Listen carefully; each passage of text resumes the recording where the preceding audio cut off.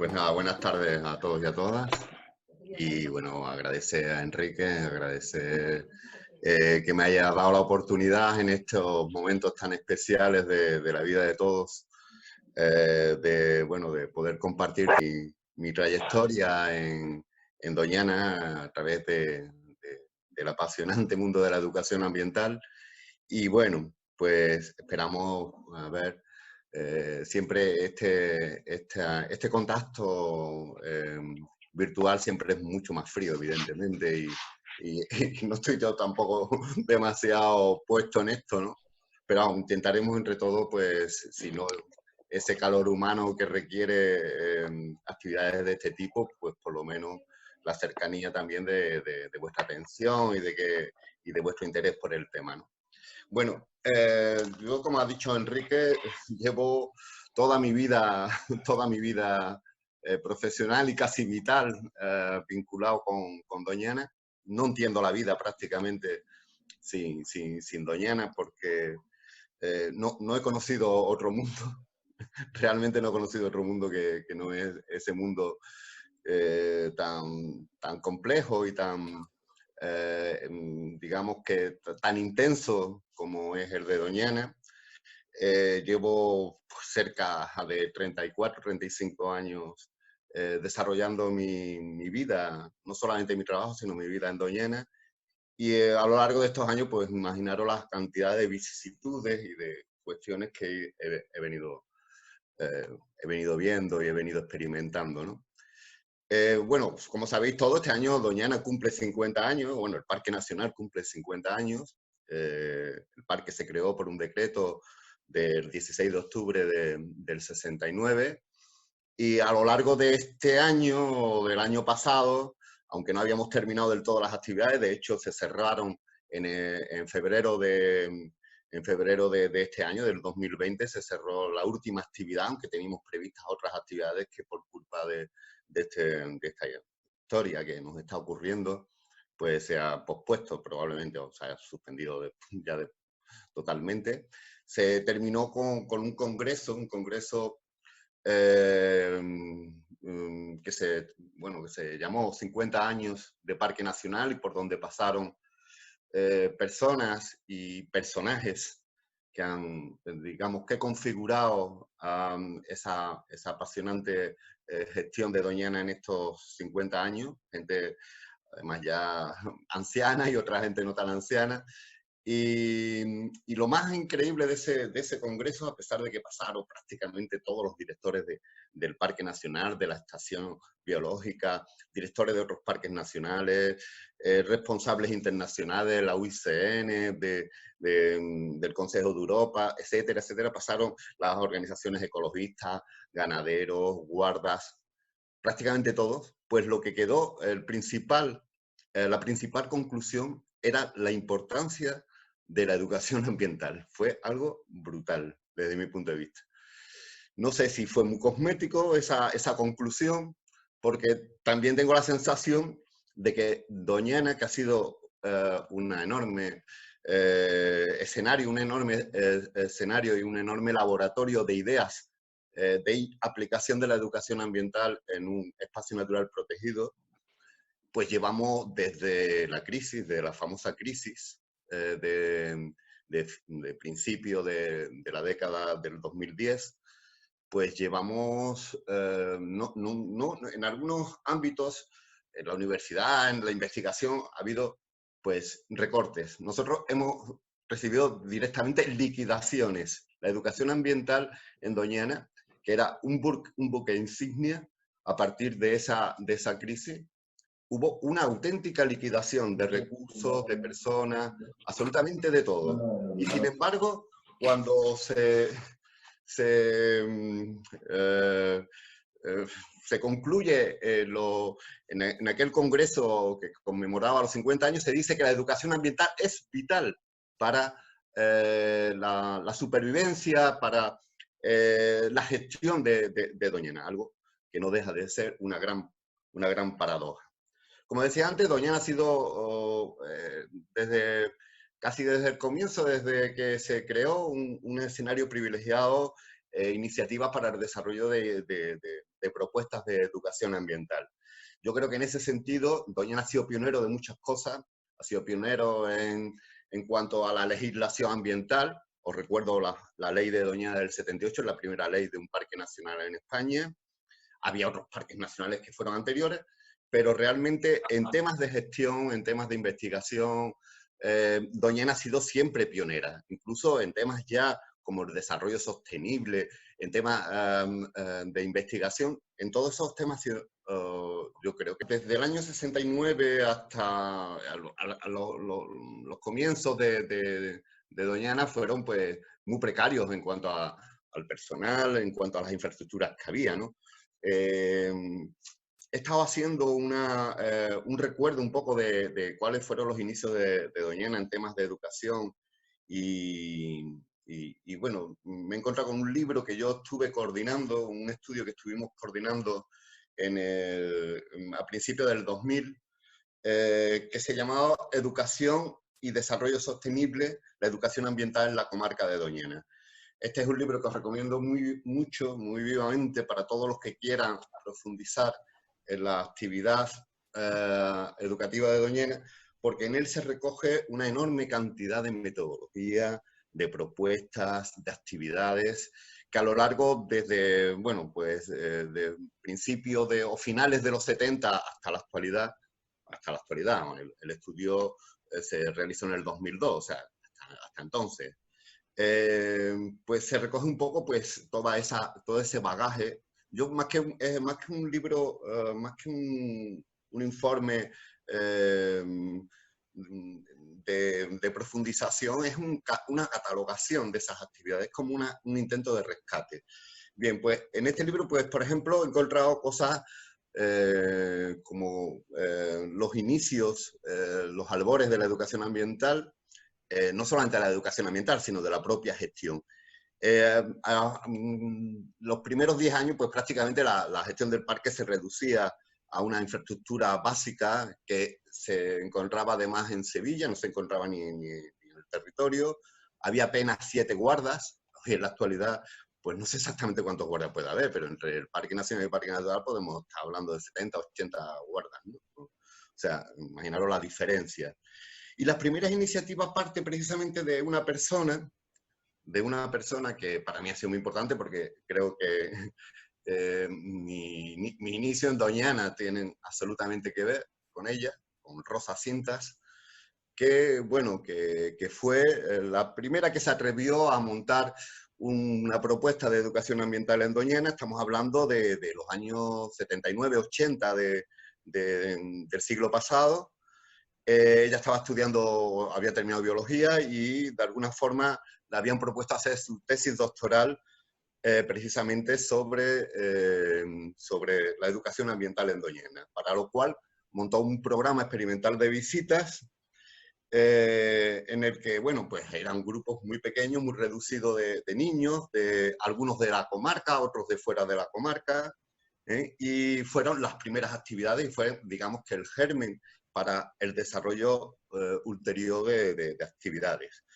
En el año 80-81 aparece también algo muy importante en Doñana, que también en eso creo que hemos sido, cuando digo hemos sido, porque no puedo hablar de Doñana sin tener una apelación personal a la misma, ¿no? También se ha tenido en Doñana ese carácter de pionero. Y fue el hecho del nacimiento de la primera empresa de visitas en un parque nacional que se hizo nunca en España. Se trató de la Cooperativa Marismas del Rocío. La Cooperativa Marismas del Rocío, sabéis que mantiene en la actualidad la concesión de visitas en la ruta sur, la ruta por el interior del Parque Nacional. Y en un principio, bueno, pues eran personas de Almonte sin una preparación a priori, ni una formación a priori, que de alguna forma se les invitó a montar una empresa que hoy en día es una empresa modélica, es una empresa enormemente capacitada para lo que siguen haciendo, que es dar a conocer, ser la clave de la visita a Doñana, ¿no? de la carta de presentación un poco de Doñana ante el mundo, ¿no? Digo que este fue un momento importante porque ya había una infraestructura básica pues, para producir programas educativos dentro del parque. A continuación, Rosa siguió trabajando para el ICONA y empezó a hacer cosas como los programas de centros de visitantes y senderos peatonales. En este sentido, hay otro hito también a principios de los 80, que es, digamos que, la configuración del sistema de uso público del Parque Nacional. ¿De qué forma se estructura aquello? Bueno, pues también hay ciertas cuestiones que, para mi punto de vista, son novedosas. Se genera o se intenta generar un sistema periférico a partir de centros de visitantes, que en un principio yo era un gran apasionado de los centros de visitantes, hoy me aburren soberanamente, ahora soy un detractor absoluto de los centros de visitantes, pero en aquel entonces tenía su gracia, tenía su aquel, ¿no? Y bueno, se inaugura los 3 centros de visitantes primarios del parque, que son el Acebuche, el Acebrón y la Rosina, con una pequeña infraestructura de observatorios, senderos peatonales, etcétera, etcétera. Y ahí también, pues Rosa un poco pues, montó sus programas educativos, sus primeros programas educativos, con visitas al interior a través de la cooperativa y a través también de los centros de visitantes. El año 83 hay otro hito importante, otra infraestructura que también nos cae un poco del cielo y que después se ha utilizado de una manera bastante intensa, que es el aula de naturaleza que existe todavía en la carretera entre Matalascañas y Mazagón. Entonces, evidentemente, ni existían los barracones estos, que ya os contaré, no sé si me va a dar tiempo a contar un poco la historia de esos barracones, que es un antiguo poblado forestal que había en el Acebuche y que se recondujo su ubicación a la actual aula de naturaleza. Y a partir del año 83 pues, había otra infraestructura para hacer otro tipo de programas. Poco a poco Rosa va creando un equipo y en ese equipo pues aparecí yo pues en el año 87. Un equipo didáctico que en un principio trabajamos en un programa que le llamamos Un Día en Doñana y trabajamos con grupos de toda España que llamaban, hacían su reserva y nosotros la acompañábamos por los centros de visitantes tratando de darle un cariz educativo o algo así al asunto.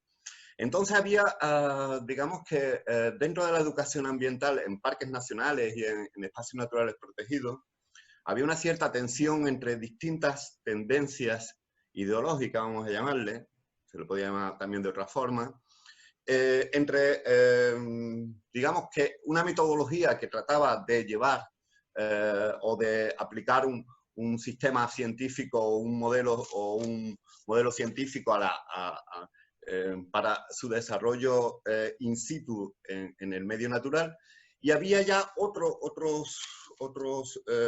otras corrientes en las que yo siempre me he sentido mucho más cercano, que hablaban mucho más de sensibilización ambiental, de la interpretación del patrimonio, aplicada esas metodologías a la educación ambiental. Consistía fundamentalmente en tratar de seducir, de enamorar, de que en el pequeño momento de la visita, porque realmente nuestra incidencia en el destinatario siempre era muy, muy limitada en el tiempo, pues producirle un cierto impacto emocional para que de alguna forma pues, se sensibilizaran y de alguna forma se convirtieran aquello en una experiencia única.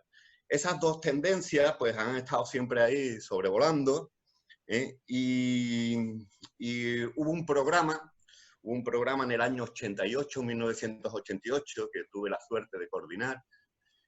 Para mí, además, tenía muy poca experiencia entonces y para mí fue, digamos que un espaldarazo y fue un momento muy importante en mi propia madurez profesional. El programa se llamó Europa Joven Adoñana, se celebraba entonces el Año Europeo del Medio Ambiente y bueno, pues de alguna forma ese programa en el que involucramos a Rosa fue un poco la gran impulsora de este programa. Bueno, pues implicamos a los 12 países entonces de la Unión Europea para que estuvieran una semana en grupos escolares en el Parque Nacional. Nosotros se necesitó una enorme infraestructura, tuvimos que contratar una cantidad de monitores extraordinaria. Fue una experiencia realmente magnífica, magnífica desde todos los puntos de vista, muy intensa y bueno, también hay que ser muy joven. Entonces, el programa no solamente se llama Europa Joven, nosotros también éramos muy jóvenes y pudimos de alguna manera asumir ese reto. Ese programa además ha tenido una enorme incidencia en propuestas posteriores. Digamos que ese programa se ha replicado en otros formatos y en otras circunstancias, porque la metodología, digamos que coinciden una serie de monitores, una serie de personas que, bueno, que después han tenido una trayectoria profesional muy determinada hacia la educación ambiental y sobre todo hacia la interpretación del patrimonio. Y fue yo creo que un hito que hay que destacar, este programa Doñana Entorno. Europa Joven a Doñana. Hubo después también dentro del equipo en el que estábamos con Rosa, que Rosa nos coordinaba y tal, éramos dos compañeras y yo, en el que vimos que nuestra acción en el Un Día en Doñana, abrir tanto, con tan pocos recursos, no sé si era lo más efectivo. Y por tanto nos replanteamos la historia y convertimos el Un Día en Doñana en una actividad fundamentalmente vinculada a los centros educativos del territorio de Doñana. Con respecto al territorio de Doñana, me gustaría hacer algún tipo de reflexión también que me parece muy importante, porque también yo creo que ha habido una enorme evolución con respecto a ese concepto. En un principio nosotros generamos en el año 88 creamos un grupo que todavía existe en la actualidad, que se llama el Grupo Doñana Entorno, en el que con los recursos disponibles pues se trata un poco de consensuar con los responsables de educación de los distintos ayuntamientos qué tipo de actividades íbamos a hacer. Este grupo pues ha pasado por distintas vicisitudes. En un principio no había muchos recursos, pero sí hubo una oportunidad interesante, y fue que de pronto al Parque Nacional, que entonces se gestionaba, os recuerdo, desde el Estado, o sea, era una gestión centralizada en el antiguo ICONA, os acordáis, el Instituto para la Conservación de la Naturaleza. Después eso se convirtió en el organismo autónomo Parques Nacionales y bueno, pues no sé si fue el ICONA o fue el organismo autónomo, mandó un autobús todoterreno al parque. Y el director que estaba entonces, que no voy a decir su nombre, le dice: oye, Jesús, mira lo que tenemos, un autobús, ¿qué hacemos con esto? Coño, pues vamos a trabajar con el grupo este Doñana Entorno, a ver qué se nos ocurre. Y entonces utilizamos este autobús precisamente para hacer estas primeras visitas al Parque Nacional. A partir de ahí se hizo todo un gran cúmulo de actividades. Aquí tengo apuntadas algunas. A lo largo de distintas ediciones se han realizado programas de visitas escolares, programas de visitas divulgativas, que iba dirigidas fundamentalmente a colectivos de personas mayores, a colectivos asociativos del territorio, encuentros escolares y deportivos, repoblaciones forestales, jornadas de profesores, itinerarios fluviales. El itinerario fluvial ya conocéis, el que hay en Sanlúcar, en el Real Fernando. El itinerario norte, el itinerario por los pueblos de Doñana, concurso de fotografía, expo itinerantes, en fin.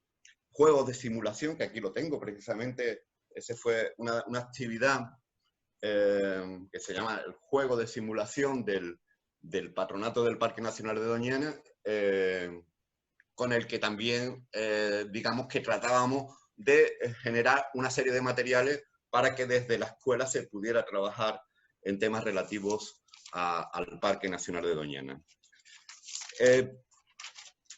No quiero olvidar tampoco otra serie de iniciativas, ya no tanto desde el propio parque, sino desde fuera, por ejemplo, la del INJUVE, el programa Juventud y Naturaleza. El INJUVE es el Instituto de la Juventud, que entonces estaba en Cultura.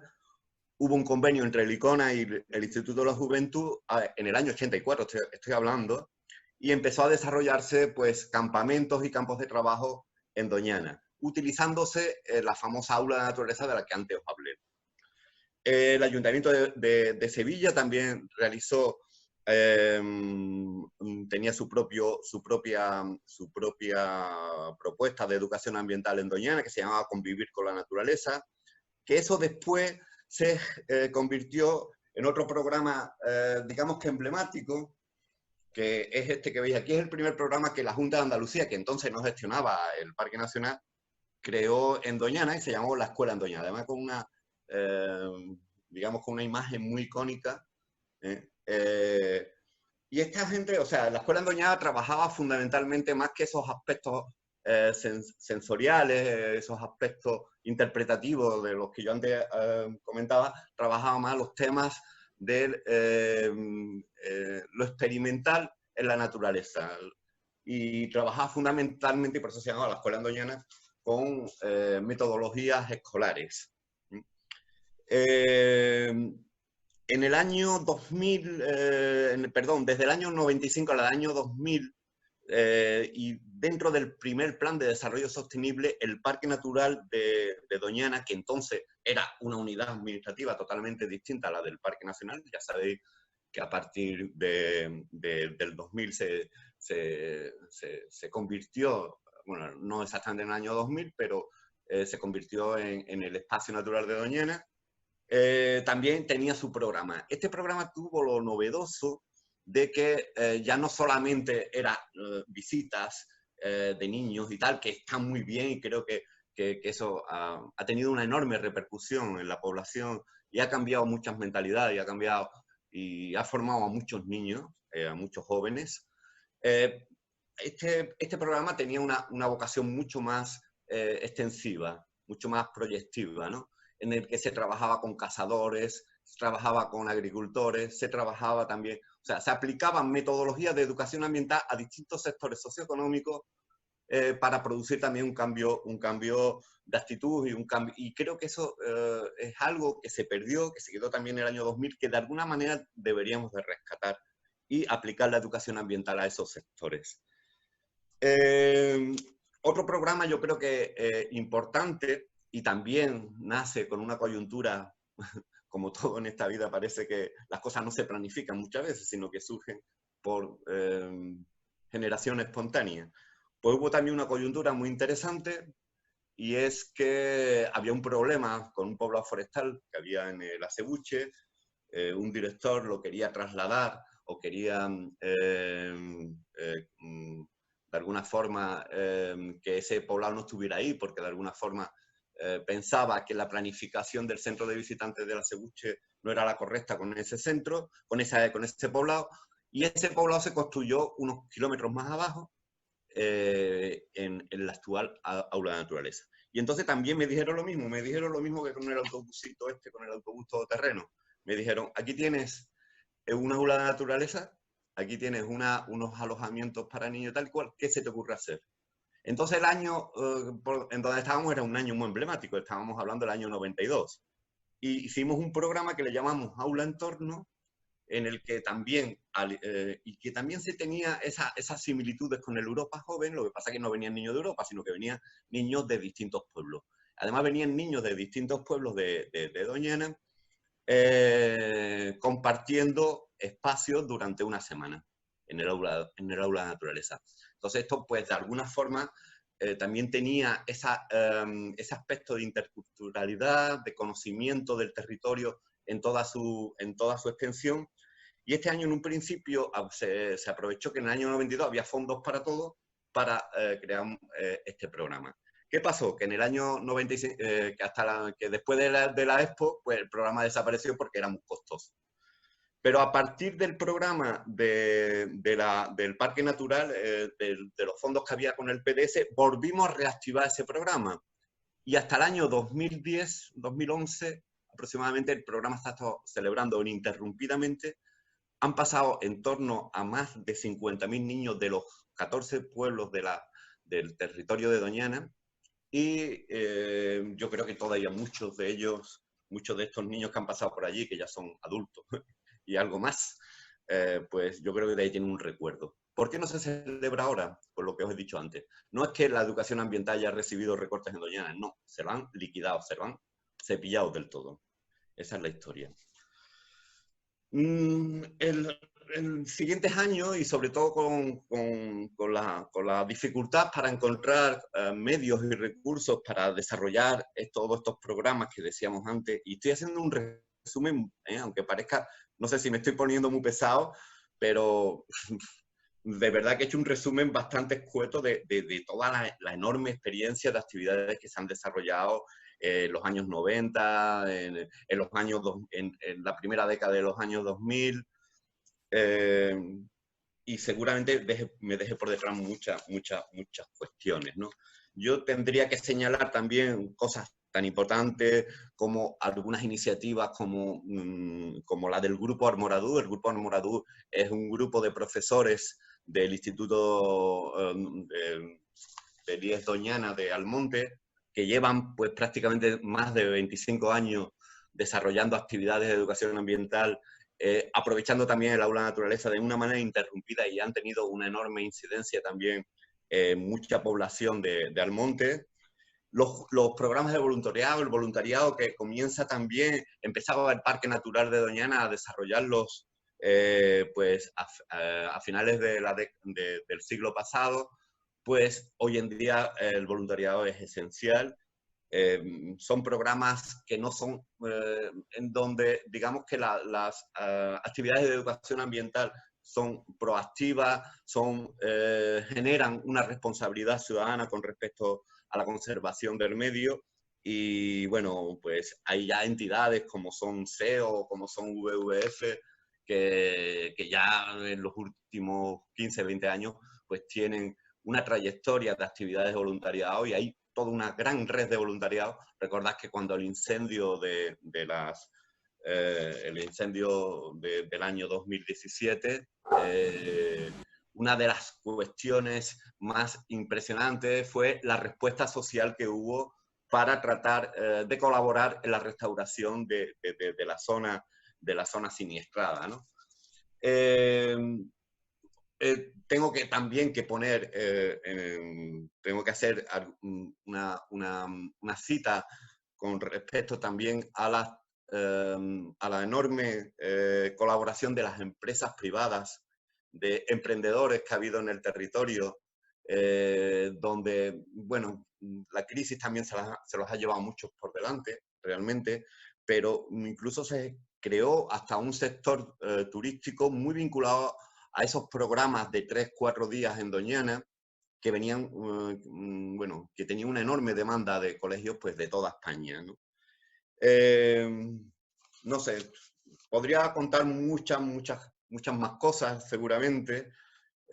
No sé si tampoco tenemos tiempo, me gustaría también responder a vuestras cuestiones. Así que para daros un poco de margen para poder interactuar con vosotros, sí me gustaría, antes de terminar, pues tengo aquí apuntado una serie de conclusiones que me parecen esenciales para el tema que estamos tratando, los 50 años de educación ambiental en Doñana. La primera cuestión es que la educación ambiental tiene que ser un camino, y yo lo he entendido así, y así muchas veces lo he asumido como un camino emocional e intelectual. Entonces, esas dos cuestiones que en un principio, o esas dos tendencias de lo científico con respecto a lo emocional o a lo sensitivo, para mí hoy es más un equilibrio, tiene que estar equilibrada ambas cuestiones. Otra cuestión es la necesidad que tenemos de repensarnos, de repensar lo que hemos hecho hasta ahora. Yo no puedo evitar sentir un cierto sentimiento de fracaso en el modelo que hemos ido tratando de integrar en este tiempo. Muchas veces yo creo que más que planificación hemos hecho intuición, y muchas veces hemos pensado, hay una frase por ahí que yo no estoy muy de acuerdo con ella, pero se repite y los políticos la dicen muchas veces, que es: no se puede querer lo que no se conoce. Puedes conocer algo y puedes no quererlo. Y además quererlo no te va a llevar tampoco a un cambio de comportamiento. Es más, ni un cambio de actitud te lleva muchas veces a un cambio de comportamiento.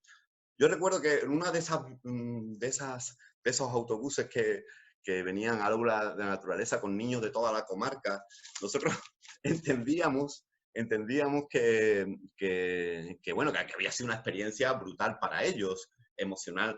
Se iban llorando como si fueran Magdalena. Claro, se hacían novietes entre ellos, se hacían relaciones entre un pueblo y otro, no sé qué, no sé cuánto. Bueno, pues un día se montaron en el autobús, todos los monitores y yo allí esperando para despedirnos de los niños, de los profes y tal y cual. El autobús sale, todos llorando como auténtica Magdalena, y cuando el autobús había recorrido apenas 100, 200 metros, un niño tiró una lata de Coca-Cola por la ventanilla.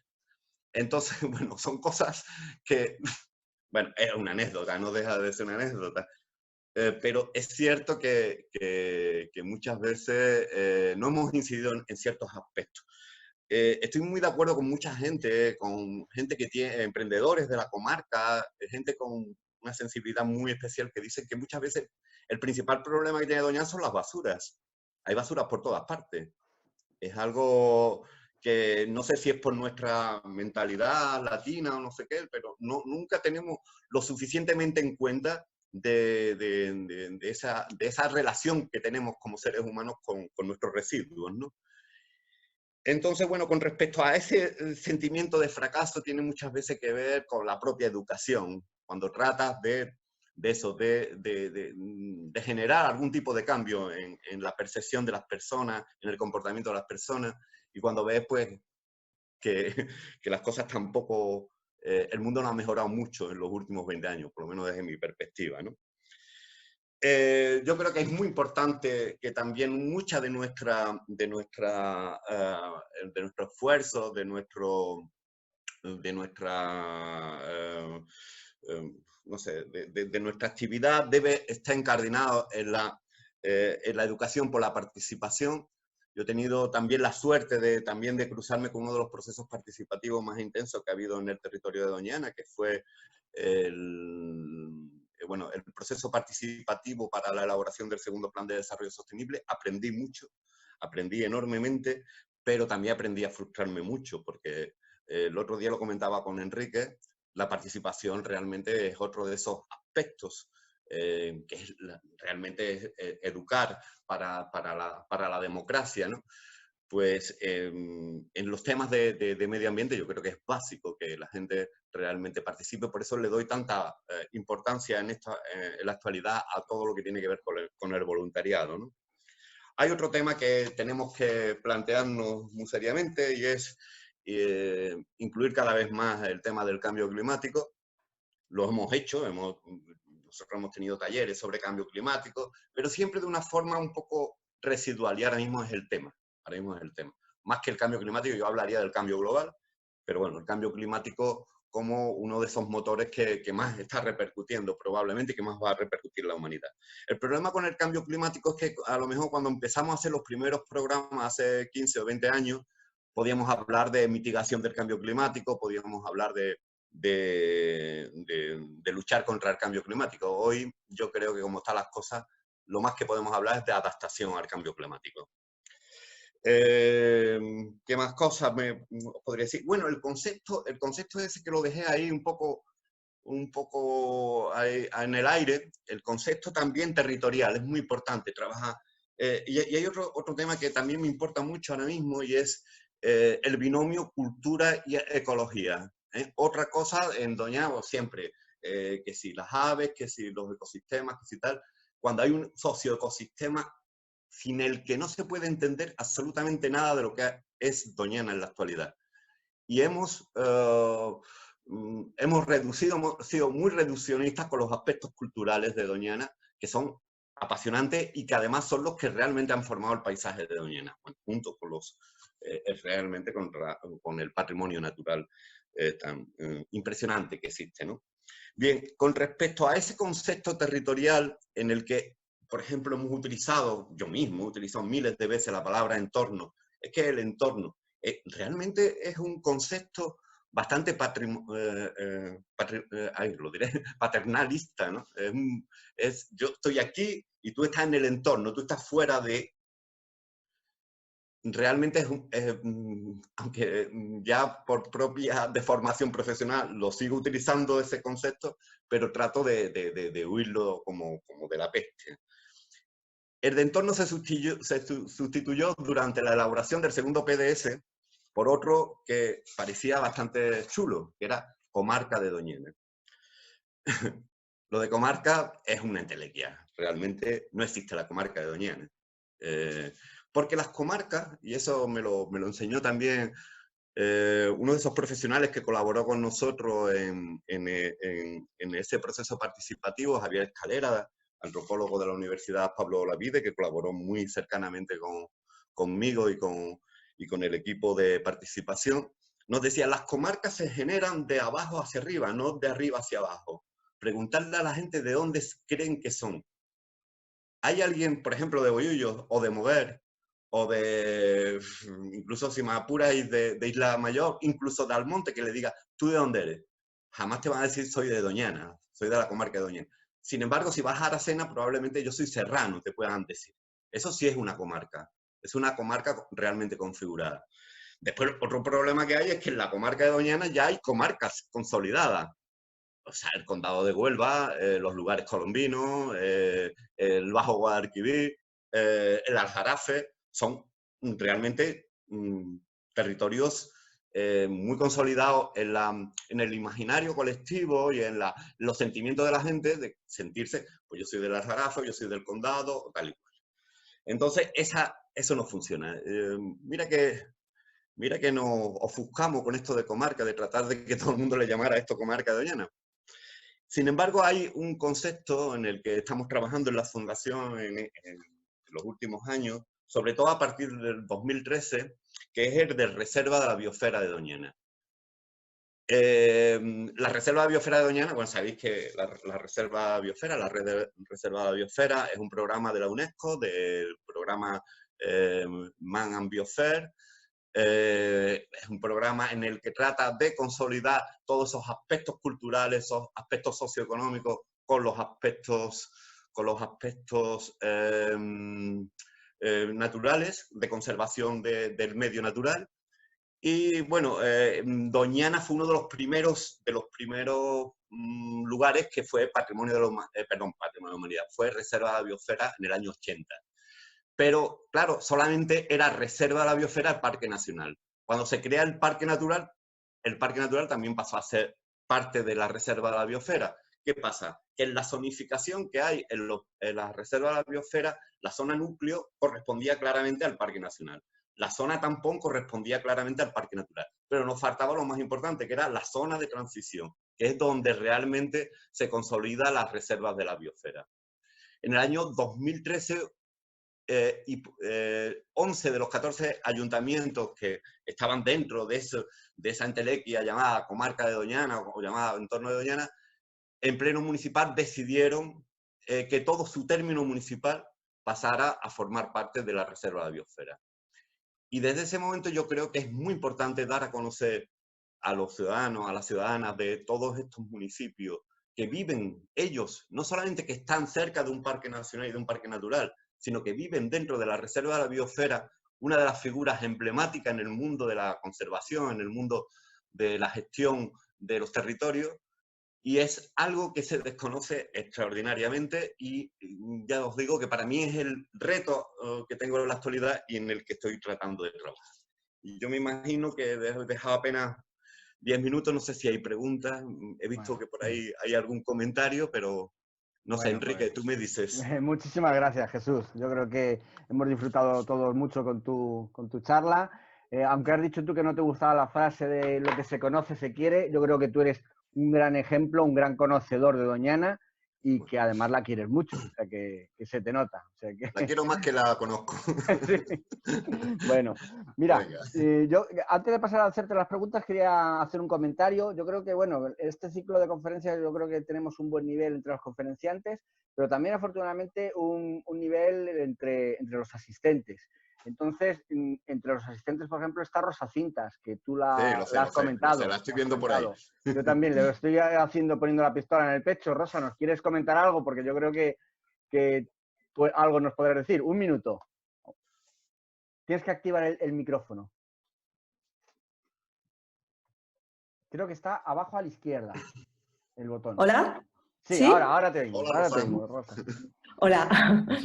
Bueno, yo brevemente, aunque mi relación con Doñana es de los principios, de la primera etapa, esa pionera y original, como origen, pues decir respecto a ese sentimiento cuando pasa el tiempo de que parece que hay una cierta frustración, y creo que es generalizada, no solo respecto a Doñana, sino de que la educación ambiental quizás no ha dado los frutos que cuando trabajamos en ella queremos, que realmente es cambiar el mundo, ¿no? Que el mundo fuera de otra manera, como es ahora, en este periodo de epidemia, de pandemia, que los animales estén por todas partes, que el cielo esté sin contaminación, que estén paradas, bueno, seguimos emitiendo CO2, pero bueno, entendéis, ¿no? Lo que quiero decir.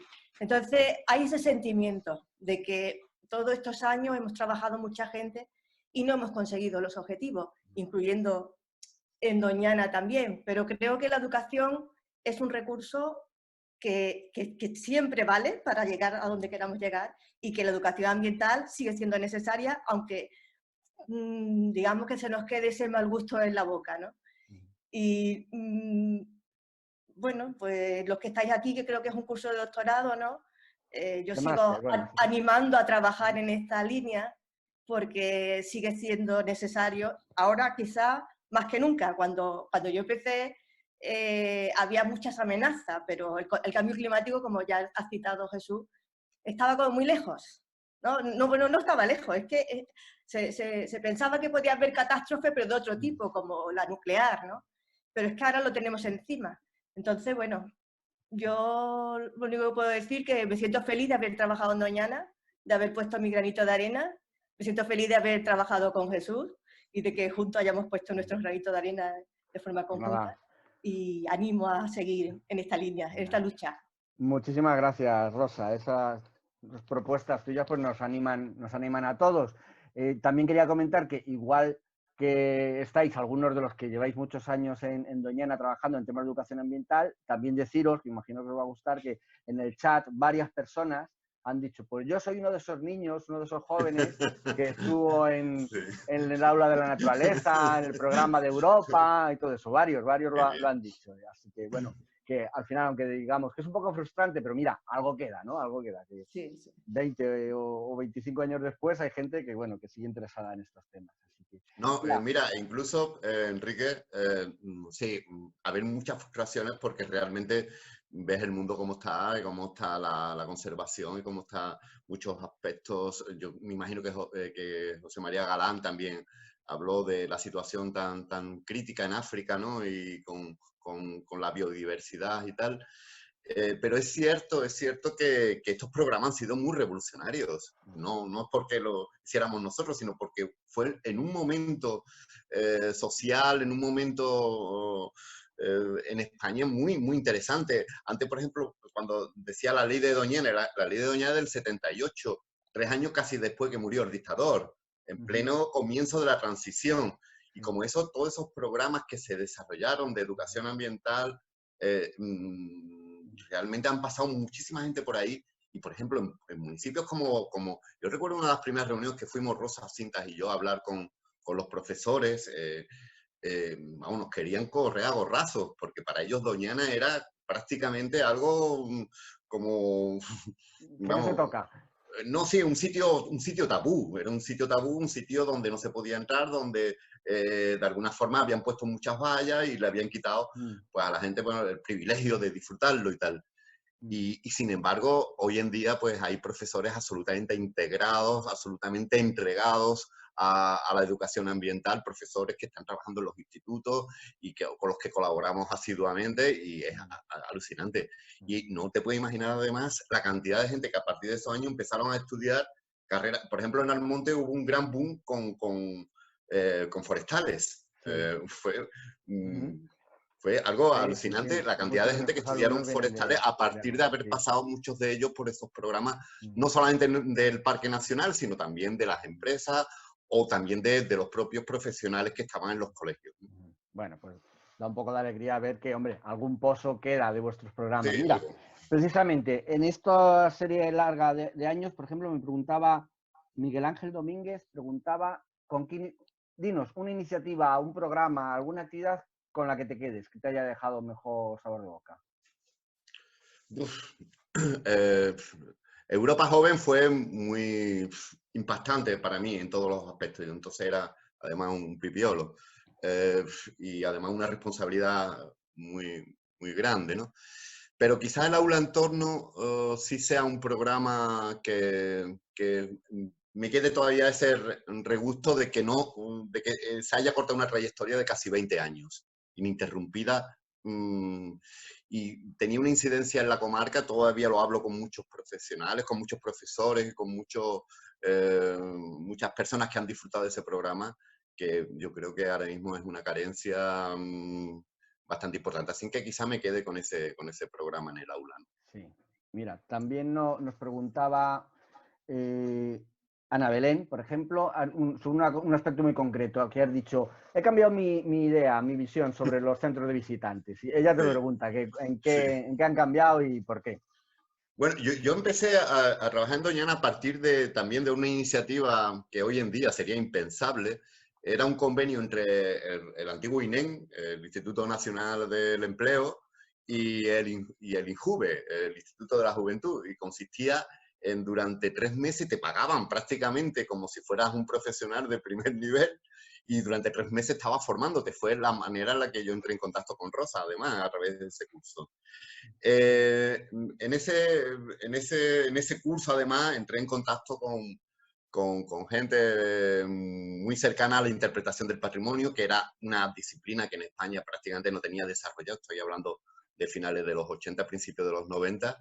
Y realmente yo me apasioné mucho con todo lo interpretativo, ¿no? Como lenguaje de comunicación, eh, donde se utilizaban muchas artes de seducción, muchas artes de sensibilización y tal. Y claro, una de esas cosas, bueno, pues de los que me hablaban era de los centros de visitantes que había, pues fundamentalmente en los Estados Unidos, en el entorno anglosajón, ¿no? Y las grandes tácticas o metodologías que tenían esos centros de visitantes. Entonces, claro, yo al principio era un apasionado del centro de visitantes y me parecía que cumplía una función. El problema de los centros de visitantes, que nunca centros de interpretación, eso lo primero que te dice los teóricos de la interpretación, que nunca hay que llamarle centros de interpretación. Lo que ocurre con los centros de interpretación es que al final es más importante el continente que el contenido. Es mucho más importante la proliferación de medios tecnológicos de última generación que el visitante. Y muchas veces se está hurgando, se le está hurtando al visitante la experiencia directa con el medio, que es infinitamente mucho más rica que la que puede haber en un centro de visitantes. Entonces, los centros de visitantes se han convertido, para mí, en ecomausoleos, en extraordinarias obras de ingeniería y de arquitectura y todo muy chulo y tal y cual, pero sin alma. Cada vez le veo menos alma a esa infraestructura. Cada vez me interesa menos en esa perspectiva. Me interesan mucho más los programas personalizados, los programas guiados, los programas donde realmente el que está entre el recurso y el visitante es siempre el guía, el profesional, el comunicador. Para mí me interesa mucho más que un centro de visitantes, que siempre utiliza lo que en interpretación se llama medios vicarios, medios auxiliares, por decirlo de alguna forma, ¿no? Sí, No sé si me he explicado. Sí, perfectamente. Además, curiosamente, nosotros en la asignatura hemos hablado de este tema y hemos criticado también bastante los centros de visitantes, porque veíamos casi que era convertir el espacio natural como en un parque temático, ¿no? Cuando entras en un parque temático, sí, tú adquieres la entrada al precio que sea o gratis, y sabes que vas a tener a cambio algo y vas. Y en el centro temático te lo dan, mientras que en la naturaleza es diferente. Tú puedes ir a Doñana y no ver el águila imperial, puedes ir a Doñana y ese día pues no ver casi ningún bicho, o espátulas o flamencos. Sin embargo, en el parque, en el centro de visitantes lo tienes todo grande No, y además genera expectativas falsas, que es lo peor que puedes hacer con un visitante, generarle una expectativa falsa, porque te ponen un audiovisual donde te sale el lince ibérico casi prácticamente, que le puedes dar una caricia, te salen unas imágenes alucinantes que después no se corresponde con la experiencia de la visita, porque no tiene nada que ver, porque la visión de la cámara no es la visión tuya y las circunstancias no son las mismas. Y el acercamiento al medio natural tiene que ser absolutamente distinto al que te propone un centro de visitantes o un gran audiovisual. Además, aquí nos están diciendo que son muy demandantes de recursos, de dinero, porque se quedan obsoletos y encima mantenerlos cuesta muchísimo. El mantenimiento de un centro de visitantes es una locura. Sí, claro. Es una locura. Tu compañera Mari Carmen Raso nos acaba de apuntar eso. Sí. Lo he leído, lo he leído. Sí, mira, también nos preguntaban aquí, es que hay tantas preguntas, que José María Fernández, que ¿por qué no se puede pasar libremente a Doñana? Bueno, ¿por qué no se puede pasar libremente a Doñana? Pues Doñana es un espacio frágil, ¿no? Es una zona húmeda, las zonas húmedas pues tiene... no es una zona de montaña, ecológicamente, lo diré, geomorfológicamente y geológicamente Doñana es un terreno frágil. Además está en continuo cambio y realmente hay sucesos en Doñana que si hay una sobreexposición de público en ciertos lugares, pues sería realmente bastante, yo creo que bastante perjudicial para la conservación del mismo. Pero vamos, Doñana es muy grande y hay muchos accesos libres y hay lugares, por ejemplo, como el Acebrón, por ejemplo, por decirte alguno, o la Cuesta Maneli, que dicen que a ver si este verano pueden abrir ya la pasarela, que me parecen absolutamente mágicos y me parecen esenciales para hacer cualquier actividad de educación ambiental o cualquier... Y son de absoluto acceso libre. Que no es necesario ir a la reserva biológica para estar en sitios, sino no, porque además, no sé, en una visita de 4 horas en un todoterreno, pues a mí realmente también pierdes muchas cosas importantes para tu contacto con el medio natural, como es lo sensitivo y lo sensual y tal, ¿no? Entonces, realmente hay ciertos lugares de Doñana que sí, que requieren, pero no solamente en Doñana, en otros muchos parques también pasa, que son lo que se denomina zonas de reserva, ¿no? Donde las actividades que se permiten son las meramente científicas y tal, ¿no? Lo que sí es cierto es que prácticamente desde que yo entré en Doñana a finales de los 80, se decidió entonces que había un cupo de entradas al Parque Nacional, que eran 125 personas por la mañana y 125 por la tarde. Nadie hizo ningún estudio, se decidió esto. Y se sigue manteniendo. Se sigue manteniendo. Entonces, yo echo de menos un buen estudio de capacidad de carga, claro. Un buen estudio de carga, pues no, a lo mejor no son 125, sino a lo mejor son 50, o en este tipo de coche, o en este tipo, en estos horarios.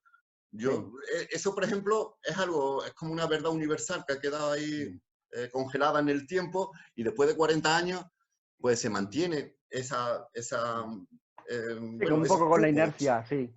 Sí, es difícil de cambiar, yo eso lo entiendo. Mira, hay varias preguntas, yo no sé si me vas a decir que tú no tienes una bola de cristal, pero hay varias preguntas sobre la iniciativa privada en el Parque Doñana o en el entorno de Doñana post-COVID-19. Sí, los programas de educación ambiental post-COVID-19, el uso público en Doñana post-COVID-19, que cuando ya salgamos de esto, cuando volvamos a la supuesta normalidad,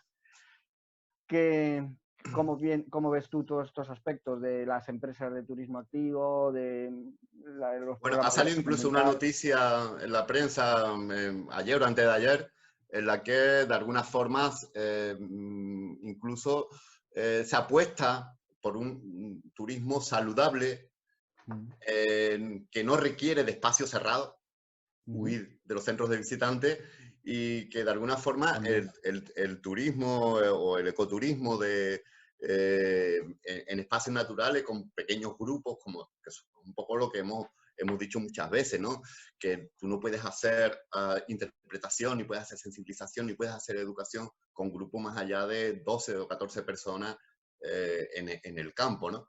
Entonces, a lo mejor, pues, esto sirve, ¿no? Esta historia sirve también, pues, para plantear programas de más calidad donde prevalezca, pues, eso, pues, prevalezca esa experiencia más personal del visitante con respecto al medio.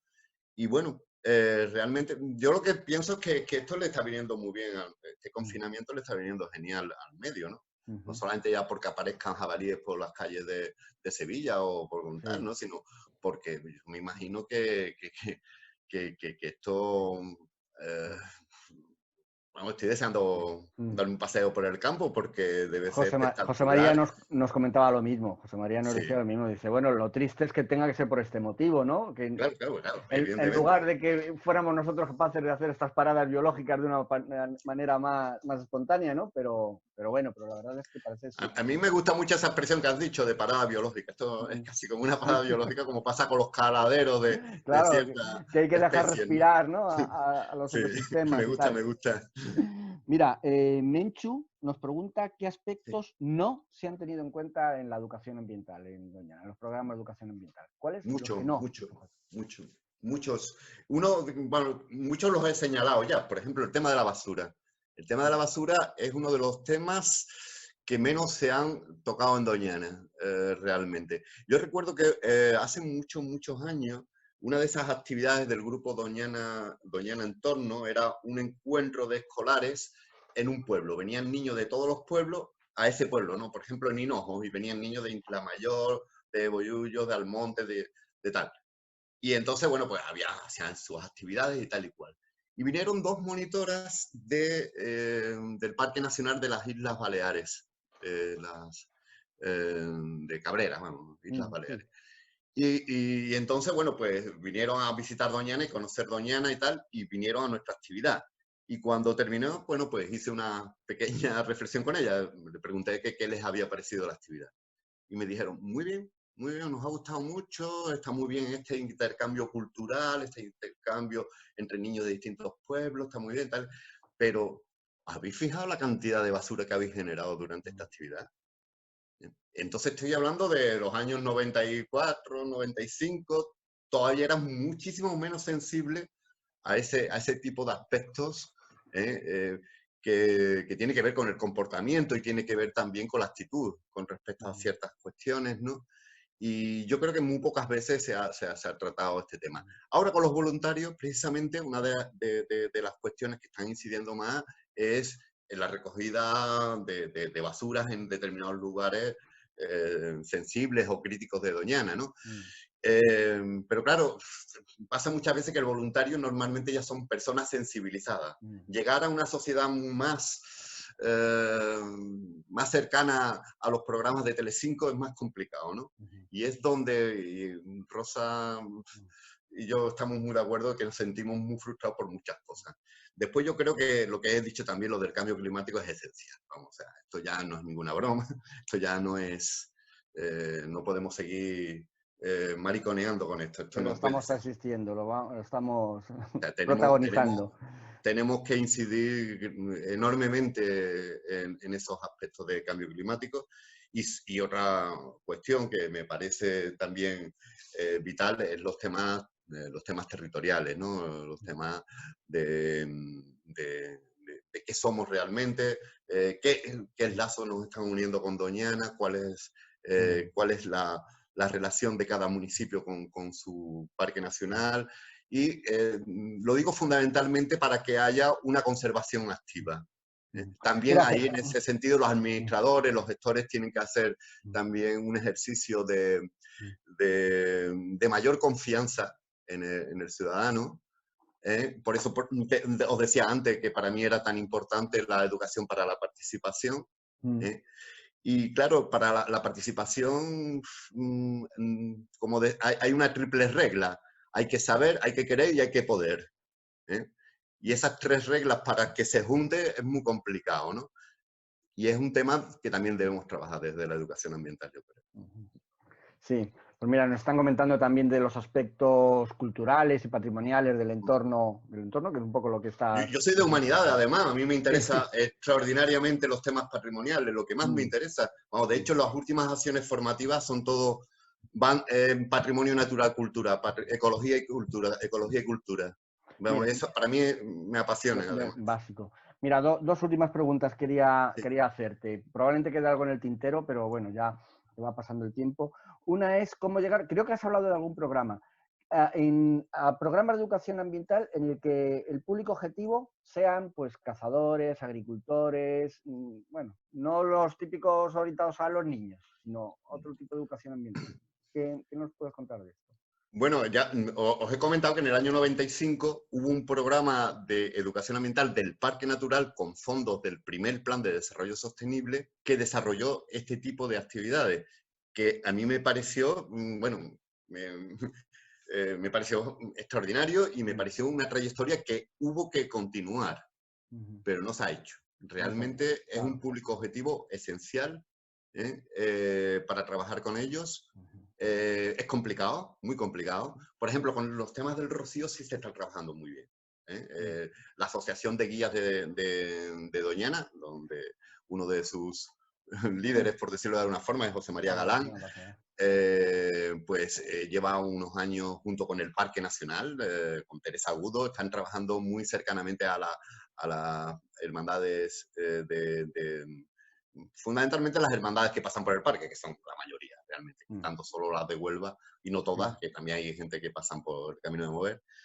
El año pasado, por ejemplo, hicieron una actividad bastante chula que consistió en un encuentro de jóvenes rocieros de distintos puntos de la zona de Cádiz, de la zona de Huelva, de la zona de Sevilla, en el aula de naturaleza para reflexionar sobre el fenómeno rociero y cómo, de alguna forma, la juventud podría cambiar ciertas conductas y ciertas actitudes para preservar el recurso natural que utilizan durante sus romerías y sus peregrinaciones, ¿no? Pero sí, son temas, son para mí sectores privilegiados. Pero hay un sector mucho más importante todavía que eso, que son los políticos. Yo haría educación ambiental para políticos. Por Eso sí que es supuesto, complicado. para alcaldes y concejales, desde Eso, luego. eso. Desde Bueno, luego. no, y ministros y tal. Bueno, sí. Y Mira, oposición. podríamos estar mucho más tiempo hablando. Mira, otra pregunta también para finalizar, aunque luego te tengo una extra. De esta experiencia, ¿qué crees que se puede extrapolar a otros territorios donde se quiere aplicar pedagogía forestal, educación ambiental, etcétera? Es complicado porque a pesar de que yo me vengo quejando de que nos han eliminado, nos han liquidado los recursos y tal y cual, es que en otros sitios nunca ha habido. En otros parques nacionales y naturales no han tenido nada, ni han tenido personal, ni han tenido recursos económicos y han venido un poco, pues, siempre de prestado, ¿no? Siempre han estado de prestado. O sea, en ese sentido, es verdad. O sea, por mucho que nos quejemos, Doñana ha sido absolutamente privilegiado y muchas veces, bueno, yo he ido a muchos parques a hablar de nuestra experiencia en Doñana, he ido fuera de España a muchos sitios, he hecho también temas de cooperación internacional en Nicaragua y en Uruguay, y he hablado de la experiencia de Doñana. Pero claro, muchas veces me sentía un poco también prepotente de contar cosas, porque aquí había todos los recursos del mundo, a pesar de mi queja, pero en otros lugares, entonces es muy complicado extrapolar esas experiencias ante la precariedad de medios y de recursos que existen en otros lugares. Pues nada, utilicemos esto para que no se pierda, ¿no? Para decir también a nuestros políticos que todos estos programas, que toda esta experiencia acumulada, que no se quede para nada, ¿no? Sino que continúe. Yo no, o sea, yo creo que el valor que queda, al margen ya de los centros de visitantes que se están ahí muriendo de asco y tal y cual, hay una playa de educadores ambientales de un valor extraordinario. Gente que se formaron con nuestros programas o que venían de otros sitios y que han llegado acá y que son gente muy militante y gente que no va a permitir que la educación ambiental sea algo que sufra carencias en programas y en propuestas, ¿no? Pues ojalá vaya dejando huella. Oye, Jesús, una pregunta a traición, que no te la he advertido previamente. Cuéntanos un momento en el que dijeras, me están pagando por esto. Yo tenía que pagar en lugar de... Soy un privilegiado, ¿no? De qué momento de tu trabajo recuerdas. Bueno, no te creas, ha habido momentos cariño. también Bueno, también, muy duro, sí. cabreantes. No, pero muy vamos a quedarnos cabreantes. con lo positivo, algo que digas. Qué maravilla. No, bueno, pues, no sé, la posibilidad de trabajar en Doñana, yo creo que soy una persona muy suertuda a pesar de todo, ¿no? Trabajar en educación, que es un tema que me importa, en patrimonio, que es otro tema que me apasiona, los temas que tienen que ver con cómo reacciona la humanidad ante su medio natural, en un sitio como Doñana, donde han pasado tantísimas personas y tantísima gente que me han dejado cosas muy importantes para mi formación personal y profesional, pues realmente sí, no está pagado, ¿no? O sea, no está pagado. De eso se han aprovechado muchas veces, que como no están pagados, pues Claro, nos lo han claro. pagado poco.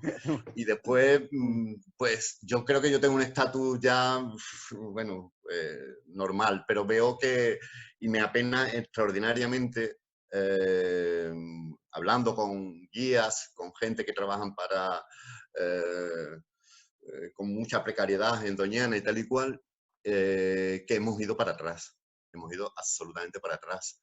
O sea, aquí no se ha consolidado realmente una oferta turística sostenible desde todas las perspectivas y una perspectiva fundamental en la social, la económica, para que la gente viva dignamente trabajando en algo, como tú has dicho, que es magnífico, y hemos ido para atrás. Sobre todo del año 2010 a la actualidad. Han desaparecido un montón de empresas, las condiciones de trabajo de la gente no son las más adecuadas, las propias empresas empresas son emprendedores, hacen auténticos encajes de bolillo para tratar de perpetuarse, y ahora veremos cómo responde ante esta crisis. Con esta segunda crisis. ¿Sabes?